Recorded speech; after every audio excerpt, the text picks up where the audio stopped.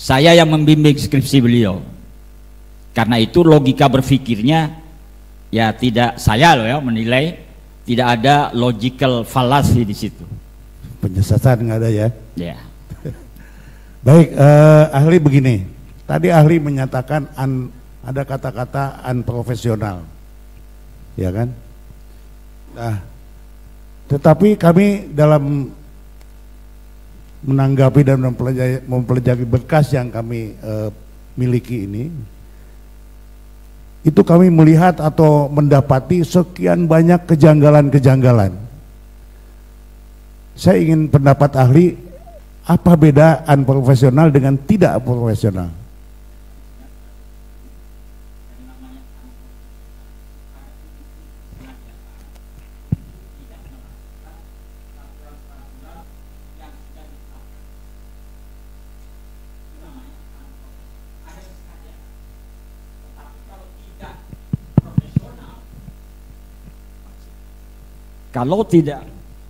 Kalau tidak profesional itu terkandung kehilafan, kesilapan, ketidaksengajaan. Karena hilaf itu berasal dari bahasa Arab ya. Apa hilaf itu? Khalafa yakhlifu hilafan. Salah yang tak disengaja. Hilaf. Silap. Beda dengan kekeliruan yang nyata. Salah dengan keliru itu beda. Kalau keliru itu mengenai objeknya, misalnya objeknya seharusnya A ternyata disebut B, itu namanya keliru, bukan hilaf. Nah itu perbedaannya. Dan itulah yang dicari dalam alasan PK ini. Ditemukan nggak soal kehilafan hakim? Ditemukan nggak kekeliruan yang nyata dalam putusan? Jadi termohonnya dalam tanda petik, termohonnya PK itu adalah putusan, bukan jaksa. Kan di situ putusan semua itu. Apabila terdapat keadaan baru yang dapat menimbulkan dugaan kuat, bla bla bla, itu di putusan. Boleh ada di luar putusan, tapi ada kesinambungan atau berkaitan dengan putusan. Yang kedua, apabila pelbagai putusan semua. Yang ketiga, apabila dalam putusan nyata-nyata ada kehilafan hakim, putusan termohonnya itu. Jadi semua fakta-fakta di persidangan ini difokuskan. Ada enggak yang masuk pada A? Ada enggak yang masuk pada B? Ada enggak yang masuk pada C? Yang itu tidak masuk dipilah-pilah. Oh ini unprofesional, seperti penyiksaan yang saya ikuti dalam medsos. Oh terjadi penyiksaan, itu tindak pidana, bukan urusan PK. Laporkan saja ke pihak yang berwenang. Jadi dipilah-pilah nanti. Dan itu dimasukkan ke berita acara sidang. Pendapat jaksa, buat berita acara pendapat. Saya tidak sependapat dengan pengajuan PK. Begitu. Dengan argumentasi tentunya. Argumentasinya itu yang logis, berdasarkan logika hukum. Apa sih penalaran dan logika hukum itu? Penalaran itu adalah proses berpikir dengan menggunakan aturan. Aturan-aturan di dalam berpikir itu disebut logika. Kalau begitu, ada orang yang berpikir tidak menggunakan aturan. Banyak. Masyarakat kita itu banyak berpikirnya tidak menggunakan aturan. Apalagi menggunakan logika. Karena logika itu ilmu dia. Itu kalau di Fakultas Hukum 2 semester itu. Penalaran hukum semester sendiri, logika hukum semester sendiri. Padahal itu nanti akan digunakan dalam teori pembuktian PK. Pasti putusan Mahkamah Agung ada alasannya, alasan-alasan yang logis. Entah itu di Mahkamah Agung menolak atau membenarkan. Berarti kalau membenarkan, putusan terdahulu dibatalkan dan Hakim Agung akan memberi putusan bebas atau lepas atau bla bla bla seterusnya. Ya. Demikian. Baik, saya lebih meruncing lagi sekarang. Dalam satu tindak pidana kan ada hak tersangka pasal 52 dan kemudian dihubungkan dengan pasal 56. ya kan? Iya. Ya hak tersangka untuk bebas dia untuk mengungkapkan pandangannya, kemudian dikaitkan dengan pasal 56 tentang hak dia, kaitkan lagi dengan pasal 114 wajib dia mendapatkan pendampingan apabila ancaman hukumannya 5 tahun lebih atau ancaman hukuman mati. Pertanyaan saya, apabila pasal 52 kemudian dihubungkan dengan pasal 56 dihubungkan dengan pasal 114 ini tidak dilakukan, tidak dijalankan oleh penyidik, apa akibat hukumnya? Nah, nanti karena persidangan sudah masuk kepada persidangan, maka hakim majelis yang mulia yang akan memeriksa semua itu. Apakah ini didampingi oleh pengacara sesuai wajib tadi, harus didampingi. Ketika hakim itu tidak memeriksa itu, itulah yang disebut kehilafan hakim. Sebagai manusia bisa hilaf. Hakim tidak dikatakan sengaja di situ. Itulah yang disebut kehilafan. Itu masuk pada alasan yang ketiga. Begitu. Jadi ini masuk kepada alasan yang ketiga. Alasan yang ketiga. PK. Iya, PK. Oh, ini ada kehilafan. Mana? Hakim tidak memeriksa atau lalai, ya, lupa, hilaf.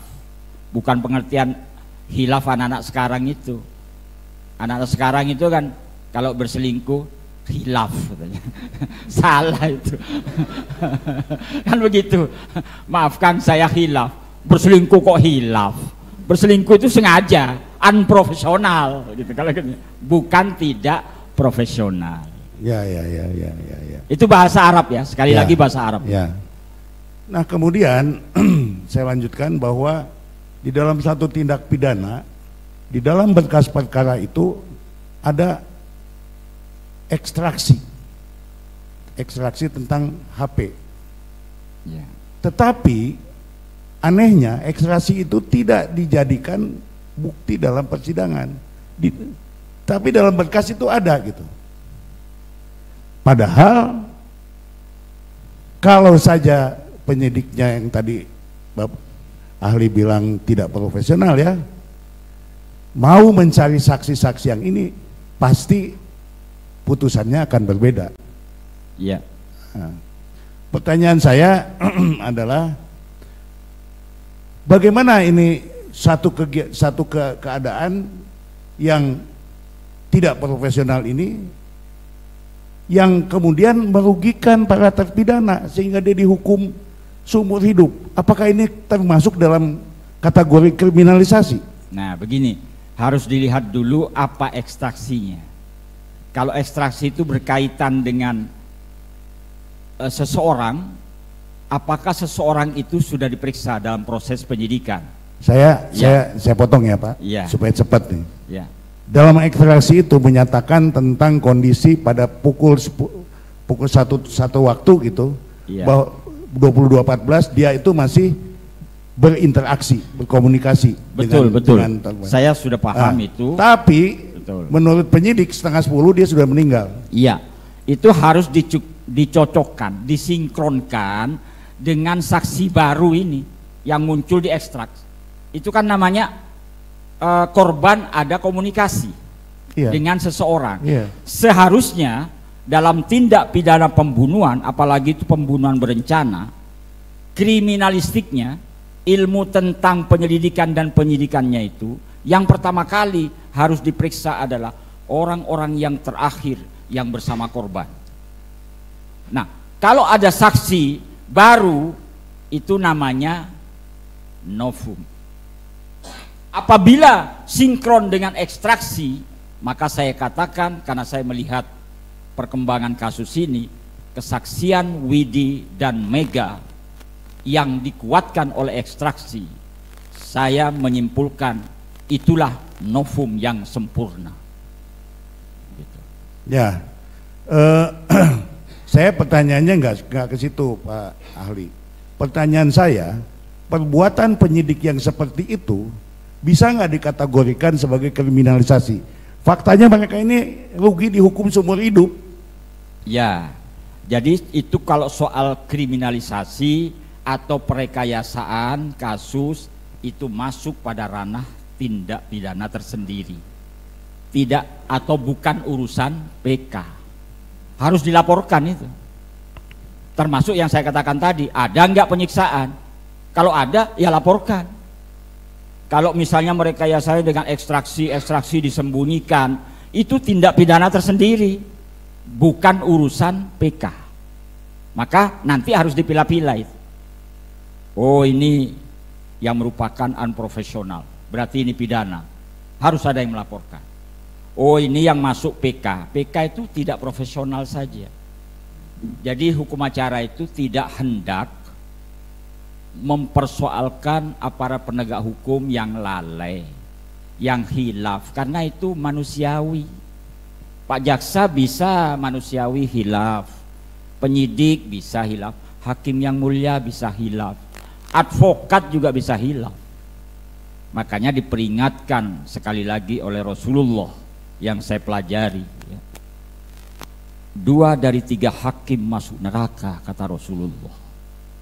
Itu artinya apa? Hanya sedikit hakim yang masuk surga. Itu dulu 571 Masehi. Tapi dalam konteks kekinian, sabda Rasul itu bisa dimaknakan 2 dari 3 penegak hukum masuk neraka, termasuk advokat. Ya, begitu. Itu artinya mengingatkan kita, ya. Mengingatkan kita, karena hukum acara pidana itu ladang pengujian terhadap mutu kemanusiaan kita. Iya, hukum acara pidana itu ladang pengujian terhadap mutu kemanusiaan. Bagaimana mutu kemanusiaan kita ini? Apa hebat mutu kemanusiaan kita ini? Diuji ketika melaksanakan hukum acara pidana. Maka kalau kualitas mutu dari advokat bisa dilihat saja bagaimana dia cara membuat surat gugatan, eksepsi. Kalau Bapak jaksa, Ibu jaksa, bisa dilihat mutu kemanusiaannya itu. Dilihat dari mana? Surat dakwaannya, surat tuntutan. Bapak Ibu hakim yang mulia, bisa dilihat dari bagaimana cara membuat putusan. Hukum acara pidana tidak mengatur soal bagaimana aparat penegak hukum ini membuat kesalahan yang disebut tindak pidana, itu enggak. PK itu hanya mengurusi masalah kehilafan yang manusiawi. Itu saja. Maka saya mohon jaksa jangan gontok-gontokan, tahu gontok-gontokan, kata orang Jawa. Kamu itu begini. Enggak, itu sudah selesai. Tugas Bapak dan Ibu jaksa selesai sudah semua. Ayo kita turunkan ego, cari ada enggak keadilan yang tercecer. Kalau memang ada, ya monggo dilanjutkan ke Mahkamah Agung. Kalau tidak ada, katakan tidak ada. Sehingga kita ini enak. Ya, selain daripada gawe HP tadi, juga CCTV-nya sudah ada ambil, tetapi tidak dibuka. Iya. Itu salah satunya gitu loh. Jadi buat saya, buat kami yang ingin saya tanggapi kepada ahli ini adalah perbuatan-perbuatan yang seperti itu menurut ahli unprofesional atau tidak profesional. Ya, dicari. Kalau ada unsur kesengajaan, ya, yang disebut dolus. Dolus itu harus menggunakan teori Willens and Wetten, kan? Bagaimana dia menghendaki mengetahui, oh ini apa, CCTV ini bahaya ini kalau ditunjukkan. Oh, HP-nya Eki ini bahaya juga ini kalau ditunjukkan. Maka tak sembunyikan, tak hilangkan. Itu unprofesional, itu tindak pidana itu. Tapi kalau hilaf, misalnya tadi, oh tidak didampingi pengacara selama ini, selip ya, terselip hilaf, itu urusan PK. Ya. Kalau yang tadi urusannya Bapak penegak hukum. Oke. Saya balik ke pokoknya Pak ya. Tadi saya udah bilang pasal 52, 56, betul. Pasal 114. Nah, bagaimana kalau cara mendapatkan pengakuan ini dengan cara yang tidak profesional? Ya sama, itu namanya melakukan tindak pidana. Nah ini masuk kemana tuh kalau dalam PK? Laporkan pidana. Itu bukan urusan PK. Bukan urusan PK ya? Iya, urusan PK itu hanya 3 kok. Mudah, sederhana. Kalau dicari di kasus Vina ini, itu menurut penelitian saya sebagai orang yang mengajar hukum acara pidana 37 tahun saya mengajar itu. Kasus Vina ini semua masuk 3 itu. Semua masuk. Ya memang kami juga memasukkan semua, memang ada. Cuma ya itu harus dipilah-pilah nanti. Kalau enggak Hakim Agung bingung, semua dimasukkan. Hakim Agung yang mulia ini mau apa-apaan, ini begitu nanti. Hakim Agung yang mulia hanya akan melihat 3. Ada enggak 3 itu saja. Yang lain enggak diurusi oleh Hakim Agung. Itu saja. Baik, terima kasih ahli, luar biasa. Saya dapat pencerahan yang secara tidak sengaja gitu ya. Saya mengucapkan terima kasih. Mungkin dilanjutkan sama yang izin yang mulia.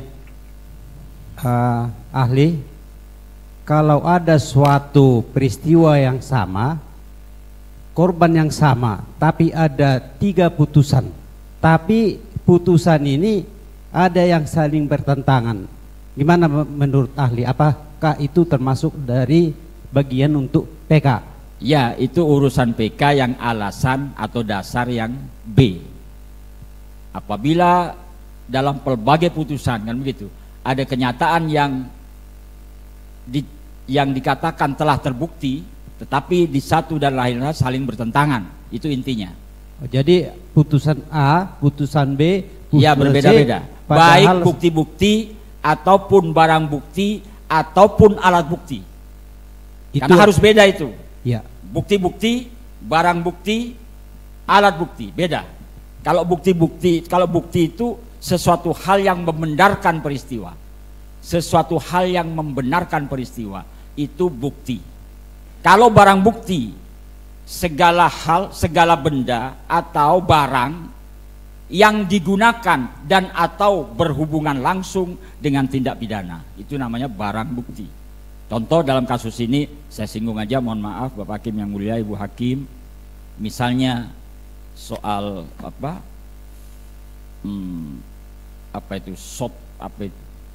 kemudian di celana dalamnya itu ada bercak darah. Shotnya itu barang bukti, tetapi belum tentu menjadi alat bukti. Dia akan menjadi alat bukti ketika diperiksa di laboratorium. Hasil pemeriksaan itu disebut atau masuk pada alat bukti. Jadi alat bukti itu seperangkat hal yang digunakan sebagai dasar untuk pemidanaan. Begitu. Oke. Makasih ahli, makasih yang mulia. Satu ahli, saya ingin memperjelas. Kalau ada saksi yang di persidangan pertama memberikan keterangan, lalu sekarang mencabut keterangannya dan disumpah, ya, itu novum apa bukan menurut ahli? Nah, itu masuk pada keadaan baru. Novum itu ketiga-tiganya. Jadi salah satu bentuk dari novum, keadaan baru. Itu kan ada. Apabila terdapat keadaan baru. Apa sih keadaan itu? Keadaan itu kata, bukan istilah dia. Keadaan itu kalau kita melihat di kamus bahasa Indonesia, wujud kenyataan. Jadi satu hal yang real, itu wujud kenyataan. Misalnya dulu saya berkata begini, tetapi sesungguhnya itu adalah palsu, tidak benar. Sekarang saya cabut dengan segala risikonya, segala konsekuensi yuridis. Jika itu bisa dibuktikan di dalam persidangan PK ini, maka itu termasuk pada alasan yang pertama. Makasih yang mulia. Saksi ahli ada 2 pertanyaan. Yang pertama aja, tadi disinggung soal ada penyiksaan, penekanan di dalam tingkat penyidikan. Kalau seandainya fakta ini terungkap di dalam persidangan lalu tidak dipertimbangkan oleh hakim, apakah itu bisa dikualifikasikan sebagai kehilafan hakim? Ya begini, kalau soal penyiksaan dan macam-macam itu mengapa majelis hakim tidak mempertimbangkan? Karena itu tindak pidana tersendiri. Mungkin hanya disinggung itu boleh, tetapi sebagai pertimbangan hukum itu tidak. Kenapa? Karena itu tindak pidana tersendiri. Kalau hakim yang bijaksana pasti akan menyuruh ini tindak pidana sendiri, laporkan. Begitu. Kalau seandainya sekarang yang kedua ya, dalam pertimbangan hakim itu substansinya hanya narasi, Ya. narasi, tanpa ada substansi yang konstantir terhadap alat-alat bukti. Misalnya, Ya. ada pertimbangan seperti ini. Pada tanggal 17 Agustus, Saudara Dani menyebarkan SMS kepada salah satunya diterima oleh Sudirman. Dan Sudirman memperlihatkan pada Saka Tatal. Dan itu membuktikan terjadinya pembunuhan berencana. Tapi barang bukti SMS itu nggak ada. Ya. Scientific crime investigation terhadap HP itu tidak ada. Keterangan saksi yang lain tidak ada kecuali verbalisan. Apakah itu masuk kepada kehilafan hakim? Ya, itu namanya kehilafan hakim. Tidak memeriksa sesuai dengan bagaimana cara menilai alat bukti yang sah. Karena alat bukti yang sah itu harus memenuhi kriteria 4. Alat bukti yang sah itu harus valid, harus relevan, harus signifikan, dan reliable. Valid itu soal keabsahan, validitas. Bagaimana cara memperoleh alat bukti itu dan kapan diperoleh alat bukti. Itu soal validitas. Relevansi, bagaimana alat bukti itu berhubungan langsung dengan dakwaan. Signifikan, alat bukti yang penting-penting saja yang bisa diperiksa. Karena pengumpulan bukti-bukti oleh penyidik bisa saja bukti-bukti itu tidak penting. Makanya saya sering menyampaikan bahwa kasus pidana itu tidak butuh saksi sampai 50. Itu justru bertentangan dengan asas peradilan yang cepat, murah. Nggak perlu 50 saksi atau berkasnya sampai di geret-geret sampai satu apa itu, satu koper. Nggak perlu itu, nggak perlu. Ya, ini signifikan namanya. Nah, kemudian reliable. Alat bukti itu harus reliable, patut dipercaya. Ini semua adalah kewenangan majelis hakim yang mulia untuk menilai. Karena beliau lebih tahu. Oh, ini advokat ini suka bohong-bohong ini. Jaksa ini juga begitu. Majelis hakim yang mulia yang tahu. Itulah reliable. Patut dipercaya enggak alat bukti ini? Jangan-jangan ini hanya rekayasa. Itulah makanya kewenangan hakim, keyakinan hakim itu mendominasi dalam pemidanaan, dalam sistem peradilan pidana kita. Ada dua alat bukti yang sah. Hakim tidak yakin bisa tidak memidana. Karena memang hakim sebagai wakil Tuhan di muka bumi ini diberi kewenangan untuk itu. Maka hakim tidak bisa dihukum karena melakukan kehilafan, nggak bisa. PK disitulah ruang PK itu. Hakim mungkin hilaf karena sebagai manusia, ya ayo turunkan. Jaksa hilaf mungkin menuntut, mempelajari baca berkas, mungkin sudah capek atau banyak urusan macam-macam. Itulah hilaf. Maka sabar saja Bapak Jaksa dan Ibu Jaksa, tenang saja. Ini juga jangan ngotot-ngototan advokat itu. Santai saja. Santai. Kasihan Bapak dan Ibu hakim. Ya, yang pusing itu Bapak Ibu hakim. Ini ngapain ini otot-ototan ini? Itu kan namanya naik ego semua. Paling yang tidak dicari adalah keadilan, mutu kemanusiaan kita yang tidak dicari itu. Kalau Anda ngotot-ngototan, nggak ada gunanya. Sekolah ini. Nah, ini mohon maaf Bapak Hakim, Ibu yang mulia. Saya hanya mengingatkan sebagai guru. Karena kita ini kan semua dari perguruan tinggi, ya kan? Dari perguruan tinggi. Ayolah, nggak usah ngotot-ngototan. Kalau memang benar ya sudah. Kalau nggak benar ya sudah sampaikan. Itu udah beres negara hukum ini. Itu. Izin satu yang mulia. Masih ada. Dulu pernah ada satu perkara dinyatakan 340 pembunuhan berencana sudah diputus. Tadi disebut Zak van Heusden Krah van Heusden Zak begitu ya. Kemudian 8 tahun kemudian bermunculan saksi-saksi yang menyatakan saya melihat peristiwa itu bukan pembunuhan. kami melihat peristiwa itu bukan pembunuhan, karena kami melihat orang itu terjatuh sendiri di sebuah jalan. Nah, kemudian para saksi berbondong-bondong datang kemudian ke persidangan. Disumpah mereka menyatakan, iya, yang 8 tahun dinyatakan pembunuhan berencana itu, kami melihat ini adalah sebuah kecelakaan. Pertanyaannya adalah, bagaimana tanggapan ahli mengenai peristiwa tersebut? Terima kasih. Itu masuk pada keadaan baru. Itu sudah ditanyakan hampir Tadi sudah sebentar ditanya. Pak. Itu sudah ditanyakan hampir sama dengan keterangan yang mencabut itu. Nah, itu sudah diterangkan bahwa itu merupakan keadaan yang baru sama ahli. Betul. Begitu kira-kira. Betul nggak Pak? Betul, Bapak. Kalau ada penambahan monggo Pak. Betul Bapak Hakim. Ya. Majelis. Ada lagi? Ya, Terakhir ya. Terakhir. Jadi ini sangat penting karena saya, mohon maaf ahli, saya sangat kagum dan salut atas penjelasan ahli. Tapi sekali lagi saya mau konfirmasi, setahu saya dan kami ketika praktek pun makanya di dalam persidangan seringkali dihadirkan saksi verbalisan ketika ada dugaan penganiayaan, ada dugaan BAP itu ketika di dalam persidangan diakui bahwa ada penekanan, penyiksaan yang dilakukan oleh oknum penyidik.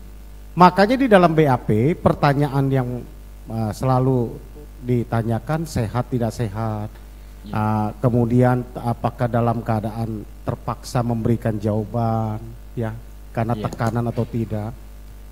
Saya penasaran dengan keterangan ahli tadi bahwa ada fakta saat itu mereka ini memberikan keterangan dalam keadaan setelah disiksa, dianiaya, tidak berdaya, ditangkap dari jam 4 nih ahli ya, dari jam 4 sore, diperlakukan terus diverbal dan diperiksa jam 2, jam 3 subuh ya, secara maraton, lalu tanpa didampingi penasihat hukum, babak belur dalam keadaan tersiksa yang sudah hadir di dalam fakta persidangan saat ini ya, terpaksa mereka mengakui apa yang tidak mereka lakukan.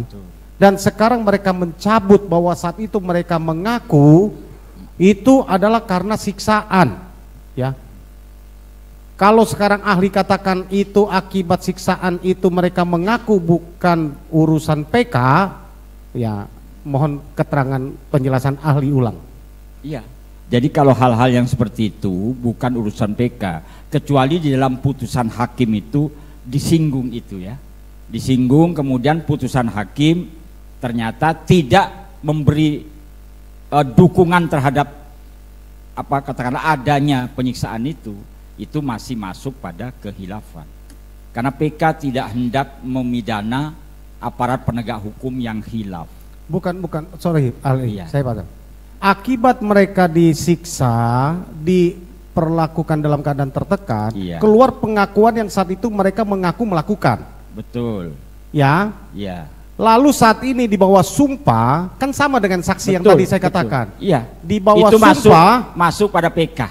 masuk PK kan? Iya, karena Mereka- itu artinya kan dicabut. Ya, mereka mencabut pengakuannya. Betul. Bahwa dulu mereka mengaku karena disiksa. Iya. Terpaksa mengakui gitu kan. Iya, Itu hasil termasuk pengakuan PK kan? itu masuk pada PK. Oke. Itu adalah keadaan baru. Oke, paham. Makasih yang mulia. Kalau penyiksaannya itu tindak pidana. Ya, paham, Ya. paham. Oke. Makasih. Sampai di sini ya. Cukup. Saya kasih waktu lebih. Siap. Dari termohon sudah? Masih ada pertanyaan? Silakan Pak. Silakan. Terima kasih ahli, hanya satu pertanyaan dari sekian banyak, sudah jelas. Apakah ahli sepakat putusan pengadilan harus dihormati oleh semua orang? Pertama. Yang kedua, ada adegium pakar hukum pidana, hukum harus ditegakkan walaupun langit akan runtuh. Ini kaitannya apabila pengujian PK ini ditolak dan diterima. Mohon Iya, jadi aninya. hukum itu harus dihormati. Itu semua orang wajib menghormati putusan hakim. Apalagi hakim itu kan ada, hakim itu wakil Tuhan loh di muka bumi. Dan kita harus yakin bahwa hakimlah tempat diharapkannya keadilan terakhir. Kalau sudah hakim tidak bisa adil, ya percuma negara hukum ini. Maka harus kita hormati. Tentunya hakim akan memutus sesuai dengan peraturan perundang-undangan. Pasti ya, saya yakin Mahkamah Agung pasti memutus sesuai dengan perundang-undangan. Dan PK ini tidak lagi memperhatikan alat bukti itu. Pasti hakim Mahkamah Agung menggunakan akal yang istilahnya Rocky Gerung, akal sehat. Pasti. Cuma saya khawatir sebagai guru hukum acara pidana, saya khawatir nanti logika ahli hukum ini, termasuk semuanya kita ini, terus jangan sampai kalah dengan logika masyarakat. Ini yang saya khawatir. Para ahli hukumlah yang bertanggung jawab. Ayo lurus, itu saja. Gunakan logika. Terima kasih Yang Mulia, kami sudah cukup. Masih ada yang lain? Mau ditambahkan? Cukup? Kemudian mau ngajak pertanyaan? Cukup? Ibu ya lagi? Cukup ya? Baik, dari pemohon, tim, penasihat, cukup? Cukup. Kalau dari para pemohon, nggak ada tanggapan ya? Bapak mau ngasih gambaran lagi mengenai persidangan ini? Ya, saya kira itu saja Bapak Hakim yang mulia, bahwa hukum itu memang harus benar-benar ditegakkan dengan menggunakan logika, akal sehat. Itu saja. Oke. Ada yang mau disampaikan lagi Pak selain itu? Cukup ya. Terima kasih Pak atas pendapat-pendapatnya mengenai hal-hal yang dikemukakan tadi. Sangat bermanfaat sekali, membuka wawasan bagi kami semua di sini. Ya. Terima kasih banyak atas ilmunya. Saya ucapkan tidak ada kata lain selain terima kasih Pak. Semoga Bapak selamat sampai tujuan. Terima kasih Pak.